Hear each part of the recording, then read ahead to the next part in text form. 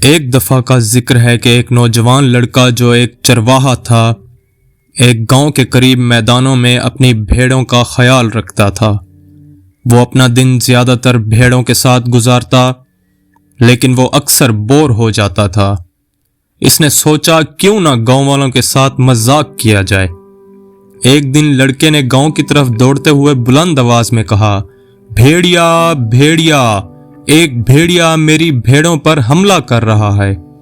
گاؤں والے خوف کے مارے لاٹھیاں اٹھا کر فوراً لڑکے کی مدد کے لیے میدان کی طرف دوڑے، لیکن جب وہ وہاں پہنچے تو انہوں نے دیکھا کہ وہاں کوئی بھیڑیا نہیں، صرف لڑکا ہنستے ہوئے کہہ رہا تھا، ہاں ہاں کوئی بھیڑیا نہیں تھا، میں نے صرف تمہیں دوڑتے ہوئے دیکھنے کا مزہ لیا۔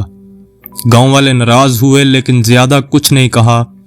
انہوں نے لڑکے کو خبردار کیا کہ وہ دوبارہ کبھی ایسی حرکت نہ کرے جب حقیقت میں کوئی خطرہ نہ ہو۔ اگلے دن لڑکا پھر بور ہو گیا اور پھر سے وہی عمل کیا۔ بھیڑیا بھیڑیا، ایک بھیڑیا یہاں آیا ہے، اس نے پکارا۔ گاؤں والے پھر دوڑ کر میدان میں پہنچے لیکن جب انہوں نے وہاں پہنچ کر دیکھا تو کوئی بھیڑیا نہیں تھا۔ لڑکا پھر ہنستا ہوا بولا، تم کیوں آئے ہو؟ یہاں کوئی بھیڑیا نہیں ہے۔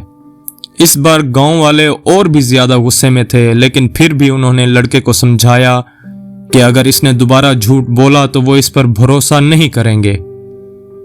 چند دن بعد جب لڑکا اپنی بھیڑوں کی دیکھ بھال کر رہا تھا کہ اچانک ایک بھیڑیا جنگل سے آ گیا۔ لڑکا خوف کے مارے فوراً پکارا، بھیڑیا بھیڑیا، ایک بھیڑیا میری بھیڑوں پر حملہ کر رہا ہے۔ لیکن اس بار گاؤں والے نہیں آئے۔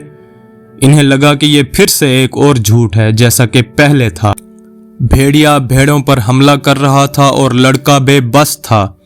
جب گاؤں والے آخرکار پہنچے تو انہوں نے لڑکے کو روتے ہوئے اور بھیڑوں کو بکھرا ہوا پایا۔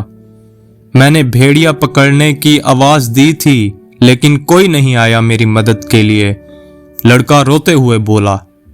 گاؤں والے افسوس کے ساتھ سر ہلاتے ہوئے بولے، تم نے ایک اہم سبق سیکھا ہے، جھوٹ بولنے والے کی کوئی نہیں مانتا پھر چاہے وہ کتنا بھی سچ بولے۔